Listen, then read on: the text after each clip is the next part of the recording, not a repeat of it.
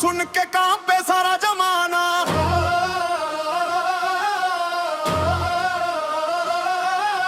हमरा से टकराई के सोचो मत हो, एक बार में बदल जाए फसाना।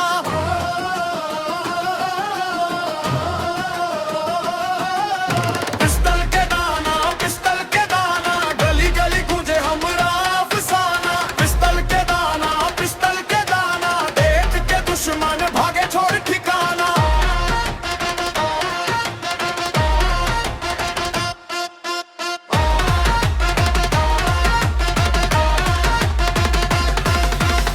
काला चश्मा, काला गाड़ी, एंट्री होके तमचे बर्बादी।